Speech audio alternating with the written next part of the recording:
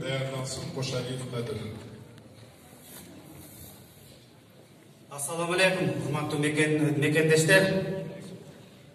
Жыйында өткөргөнүңүздөргө чоң рахмат. Ушу элдин көйгөйү деп, элдин ичиндеги азыр эң чоң көйгөй бул Садыр Жапаровдун айыпсыз, мыйзамсыз түрмөдө жатканы.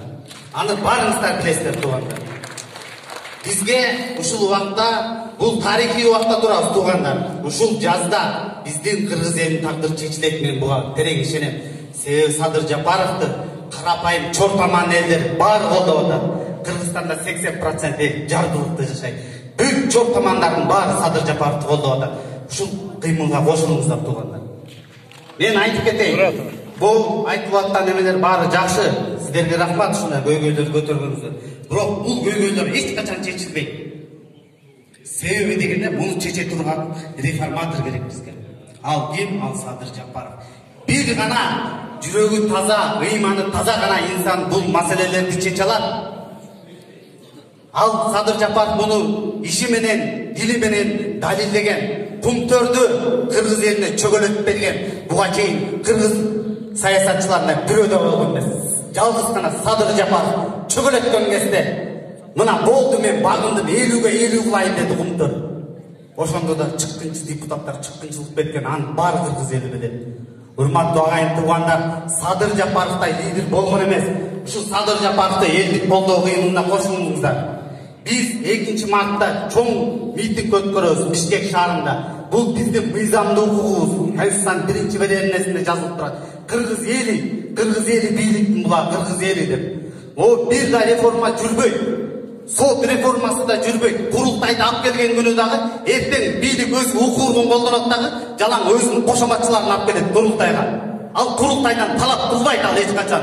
Мондай иштеп атасың, андай иштеп атасың деп кошоматчылар талап кылбайт. Ошон үчүн туугандар, кошомат кылганды токтотолу. Азыр биздин мамлекет тарыхый убакта турат. Бурулуш убакыт келди. Биз өзгөрүү алдында турабыз. Себеби эл ойгонду. Биз 30 жылдан бери алдана берип, алданбай да калдык. Көп алданган киши ишенбей да калат экен. Туурабы туугандар? Мен жаңы заман айтыңыздар, мына ордуңуздардан туруп, жок жаңылып атасың деп. Жок.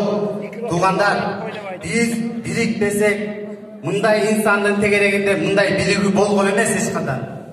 Мага штабта отурганда Жалал Абадтан аксакалдар чалды, Баткен областынан. Айланайын. Ушул баланы биз мына аксакал, эки айыл чогултуп сүйлөштүк. 50-ге жакын аксакал чогулдук, биз президентке барып айталычы.